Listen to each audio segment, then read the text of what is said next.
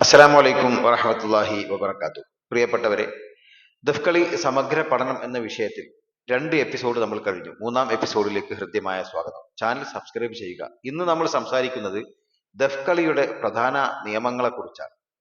പ്രധാന നിയമങ്ങൾ എന്ന് പറയുന്നുവെങ്കിലും അത് പ്രധാന ചട്ടങ്ങൾ എന്ന് വിളിക്കലാണ് ഏറ്റവും നല്ലത്. കാരണം ദഫ്കളിക്ക് ഇസ്ലാമിക കലയാകയാൽ ഇസ്ലാമിക നിയമങ്ങൾക്ക് വിധേയമായിരിക്കുക എന്നുള്ള ഒറ്റ നിയമമാണുള്ളത്.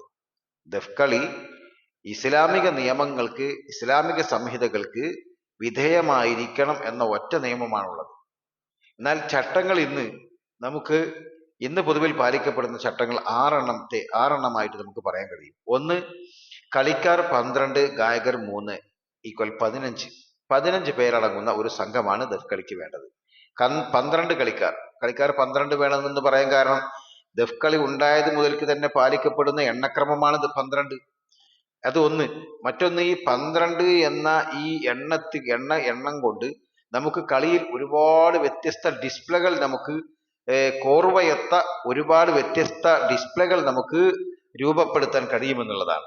കാരണം ഒരു പരിശീലകന്റെ മികച്ച ആയുധം എന്ന് പറയുന്ന അവന്റെ ഭാവനയാണ്. ഈ അവന്റെ ഭാവന വെച്ചുകൊണ്ട് ഇവർക്ക് വ്യത്യസ്ത ചിത്രങ്ങൾ ആവിഷ്കരിക്കാൻ കഴിയുമെന്നുള്ളതാണ് ഈ എണ്ണക്രമത്തിന്റെ പ്രത്യേകതയാണത്. അങ്ങനെ ഈ 12 കളിക്കാർ ഉണ്ടായിരിക്കണം. പിന്നെ 3 ഗായകർ ഉണ്ടായിരിക്കണം. 3 ഗായകർ പൊതുവിൽ പാലിക്കപ്പെടുന്ന പ്രൊഫഷണൽ നിയമമാണ്. 3 ഗായകരും 12 കളിക്കാരും. ഇനി ഇത് ഇസ്ലാമിക നിയമമല്ലത്. 12 കളിക്കാർ എന്നുള്ളതും 3 ഗായകർ എന്നുള്ളതും ഇസ്ലാമിക നിയമമൊന്നുമല്ല. ഇസ്ലാമിൽ ഇങ്ങനെ 12 കുട്ടികൾ ഇല്ലെങ്കിൽ ദഫ് മുട്ടാൻ പാടില്ല എന്നുള്ള നിയമം അവിടെ വരില്ല. അല്ലെങ്കിൽ 12 കുട്ടികൾ ഉണ്ടായാലേ ഇത് സുന്നത്തുള്ളൂ എന്നും ഇവിടെ വരില്ല. അവിടെയാണ് നമ്മൾ ശ്രദ്ധിക്കേണ്ടത്. അതവിടെയാണ് ഞാൻ ആദ്യം പറഞ്ഞു വെച്ചത്. പൊതുവിൽ ഇസ്ലാമിക നിയമങ്ങൾക്ക് വിധേയമായിരിക്കുക എന്നുള്ള ഒറ്റ നിയമം. ഉദാഹരണം, വസ്ത്രധാരണം നിര്യാണിക്ക് താഴെ പോവാതിരിക്കുക.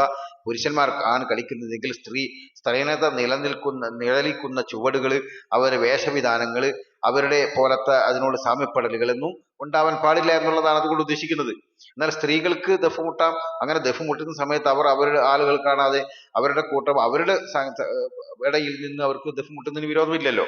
അപ്പൊ അവിടെ പുരുഷന്മാരുടെ വേഷവിധാനവും ധരിച്ച് പുരുഷന്മാരുടെ സാമ്യമാവാത്ത രീതിയിൽ അവർക്ക് ആവാവുന്നതാണ്. നബി സല്ലല്ലാഹു അലൈഹി വസല്ലം തങ്ങൾ വരുന്ന സമയത്ത് ബനു നജ്ജാറിലെ പെൺകുട്ടികളാണ് ദഫ് മുട്ടിയത്. ഖൈബറിൽ വിജയിച്ചാൽ ദഫ് മുട്ടാൻ നേർച്ചയാക്കിയ സ്ത്രീയോട് നബി സല്ലല്ലാഹു അലൈഹി വസല്ലം തങ്ങൾ നിന്റെ നേർച്ചയെ നീ പൂർത്തീകരിക്കുക എന്ന് പറയണ്ടായി. അങ്ങനെ മാത്രമല്ല, കർമ്മശാസ്ത്ര പണ്ഡിതന്മാരിൽ സ്ത്രീകൾക്കേ ഇത് സുന്നത്തുള്ളൂ എന്ന് പറഞ്ഞ പണ്ഡിതന്മാരെ പോലും നമുക്ക് ഗ്രന്ഥങ്ങളിൽ കാണാൻ കഴിയുന്നുണ്ട്. അപ്പോ ഇതൊരു വിവാദ സെഗ്മെന്റ് ആയിട്ട് ഒരിക്കലും ഇത് മനസ്സിലാക്കരുത് എന്നുള്ളതാണ്. ചരിത്രം ഇതിന്റെ ഗ്രന്ഥങ്ങളിലൂടെ ദഫ്കളിയുടെ ഔദ്യോഗിക നിയമങ്ങളെ കുറിച്ച് പഠിക്കുമ്പോൾ ഇസ്ലാമികമായി ഇതിനൊരൊറ്റ നിയമമാണുള്ളത്. അത് ഇസ്ലാമിക നിയമങ്ങൾക്ക് വിധേയമായിരിക്കുക. പിന്നെ വരുന്നതൊക്കെ ഇതിന്റെ ഓരോരോ കാലത്ത് പാലിക്കപ്പെടുന്ന ചട്ടങ്ങളാണ്. ഈ ചട്ടങ്ങളെ കുറിച്ചാണ് നമ്മൾ പറഞ്ഞത്. 12 കളിക്കാർ 3 പാട്ടുകാർ എന്നുള്ളത്.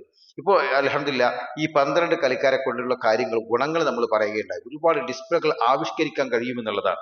3 ഗായകർ ഉണ്ടായിരിക്കുക എന്നുള്ളത് അത് ഒരു ഗ്രൂപ്പ് സോങ്ങിന്റെ ഒരു നിയമങ്ങൾ പാലിക്കപ്പെട്ടുകൊണ്ട്, അതായത് ഒരാൾ മുൻപാട്ടും 2 പേർ പിൻപാട്ടും ആയിക്കൊണ്ട് പാടുമ്പോൾ അത് ആസ്വദിക്കാനും ഈ 15 മിനിറ്റ് പാടാൻ വളരെ തെറ്റുകുറ്റങ്ങൾ ഇല്ലാത്ത രീതിയിൽ, ആലാപന നിയമങ്ങൾക്ക് വൈകല്യം സംഭവിക്കാത്ത രീതിയിൽ തന്നെ 3 പേർക്കും ഭംഗിയായിക്കൊണ്ട് ഇത്ര സമയം നിന്ന് പാടാനും, ഇടക്ക് റെസ്റ്റിനുള്ള ലീഡ് ചെയ്യുന്ന സമയത്ത് കോറസുകൾക്ക് റെസ്റ്റ് ഉണ്ട്.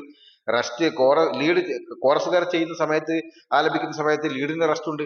അപ്പൊ ഇങ്ങനെ 15 മിനിറ്റ് കണ്ടിന്യൂ ഇത് ആലാപന നിയമങ്ങൾ പാലിച്ചുകൊണ്ട് ഇത് കൊണ്ടുപോകാൻ കഴിയുമെന്നുള്ളതാണ് ഒരു ഗുണം അതുകൊണ്ട്. അപ്പൊ അതുകൊണ്ട് 3 ഗായകർ ഉണ്ടായിരിക്കുക. ഇതൊക്കെ ഇതിന്റെ ചട്ടമാണ്. ഒരാൾ പാടിയാലും അത് സുന്നത്ത് തന്നെയാണ്. 10 പേര് 2 ആൾ കളിച്ചാലും സുന്നത്ത് തന്നെയാണ്. ഒരാൾ കളിക്കലും സുന്നത്ത് തന്നെയാണ്. അതുപോലെ തന്നെ 10 ആൾ കളിക്കലും സുന്നത്ത് തന്നെയാണ്. അപ്പൊ ചില സ്ഥലത്ത് ചെല്ലുന്ന സമയത്ത്, ചില സാഹചര്യത്തിൽ ടീമുകൾ ലഭിക്കാൻ പ്രയാസപ്പെടുന്ന സമയത്ത് സംഘാടകർ പറയാറുണ്ട്, നിങ്ങൾ എണ്ണക്രമം നോക്കേണ്ടതില്ല, 10 പേര് കളിച്ചാലും അത് നിങ്ങൾ പരിഗണിക്കണം എന്ന് പറയാറുണ്ട്. ഇത് വളരെ വിവാദപരമായിട്ട് വളരെ വിധികർത്താക്കൾക്ക് പ്രയാസം ഉണ്ടാക്കുന്ന ഒരു സാഹചര്യമാണ്. ഇത് എന്തുകൊണ്ട് ഇങ്ങനെ പ്രയാസം വിധികർത്താക്കൾക്ക് വരുന്നു എന്നുള്ളത് വളരെ ചിന്തിക്കണം. ഇതിനെക്കുറിച്ചുള്ള ബോധ്യമില്ലായ്മയാണ്. സത്യത്തിൽ ഇതിനെക്കുറിച്ചുള്ള അറിവില്ലായ്മയാണ്. ഈ എണ്ണക്രമം പാലിക്കപ്പെടാതെ വരുമ്പോൾ, അതായത് 10 ആളെ കൊണ്ടും നിങ്ങൾ കളിക്കുന്ന ടീമിനെ പരിഗണിക്കണമെന്ന് സംഘാടകർ വിധികർത്താക്കളോട് പറയുന്ന സമയത്ത് വിധികർത്താക്കൾ ഇവിടെ പ്രയാസപ്പെടേണ്ടി വരുന്നത് ഇത് മറ്റു ടീമുകൾക്ക് ഇതിനെക്കുറിച്ചുള്ള ബോധ്യമില്ലാത്തത് കൊണ്ടാണ്. അത് വളരെ ശ്രദ്ധിക്കേണ്ട വിഷയമാണ്. 10 ആളുകൾ കളിച്ചാലും 12 ആളുകൾ കളിച്ചാലും ഇസ്ലാമികമായിട്ട് തെറ്റില്ല. പിന്നെ വരുന്നത് ഈ 10, 12 എന്നുള്ളത് നമ്മൾ പാലിക്കപ്പെടുന്ന, ചിലപ്പോ അവിടെ സാഹചര്യം മനസ്സിലാക്കിക്കൊണ്ട് നമ്മൾ നടപ്പിലാക്കേണ്ട ചട്ടങ്ങൾ ഉണ്ടാവും. അവിടെയാണ് ഇവിടെ 10നെ പരിഗണിക്കണമെന്ന് പറയുമ്പോൾ ആ ചട്ടത്തെ നമുക്ക് മാറ്റാൻ പറ്റും. ഒരു കല എന്ന രീതിയിൽ, ഒരു ഇസ്ലാമിക കല എന്നുള്ള രീതിയിൽ ഒരു നിയമം അല്ല 12 എന്നുള്ളത്. എന്നാൽ ഈ ചട്ടമായതുകൊണ്ട് കാലഘട്ടത്തിൽ ഓടിക്കൊണ്ടിരിക്കുന്ന ചട്ടങ്ങളായതുകൊണ്ട് അതിൽ ഭേദഗതി വരുത്താൻ സംഘാടകർക്ക് അനുവാദമുണ്ട്. അതുപോലെ തന്നെ ചില സാഹചര്യങ്ങൾ അത് മനസ്സിലാക്കണം. ചില സാഹചര്യങ്ങളിൽ നമുക്ക് ഇളവുകൾ നൽകേണ്ടി വരും. 3 ആളില്ലാത്ത രണ്ടുപേര് ഒരാൾ നിന്ന് പാടുന്ന മത്സരങ്ങളൊക്കെ ഉണ്ടാവും. അത് ചില സാഹചര്യത്തിൽ എന്തെങ്കിലും ചില പാരിസ്ഥിതികമായിട്ടുള്ള അന്തരീക്ഷത്തെ പരിഗണിച്ചുകൊണ്ട് ചില ഏരിയകളിൽ ദഫ് കളി സജീവമല്ല. അങ്ങനെ വരുന്ന സമയത്ത് അവർക്ക് ഒരാൾ 2 ആളും 3 ആള് പാടണമെന്ന് അറിയുക പോലും ഇല്ലാത്ത ഭാഗങ്ങളുണ്ട്. അവിടെ ഈ 3 എന്ന നിർബന്ധമായ അളവുകൾ വെച്ച് അളന്നുകൊണ്ട് അവിടെ അനാവശ്യമായി ടീമുകളെ ശിക്ഷിക്കാൻ പാടില്ല എന്നുള്ള വിഷയം ഇവിടെ വളരെ ശ്രദ്ധിക്കണമെന്ന് അറിയിക്കുകയാണ്. അതുപോലെ തന്നെ ഇൻഷാ അല്ലാഹ് ഇനി ഈ മറ്റുള്ള നിയമങ്ങളിലേക്ക്, രണ്ടാമത്തെ നിയമങ്ങളിലേക്ക് ഇൻഷാ അല്ലാഹ് അടുത്ത എപ്പിസോഡിൽ നമുക്ക് വരാം. അള്ളാഹു തൗഫീഖ് ചെയ്യട്ടെ. നല്ലത് പഠിക്കാൻ, നല്ലത് പുലർത്താനും അള്ളാഹു നമുക്ക് തൗഫീഖ് ചെയ്യട്ടെ. അസ്സലാമു അലൈക്കും വറഹ്മത്തുള്ളാഹി വബറകാതുഹു.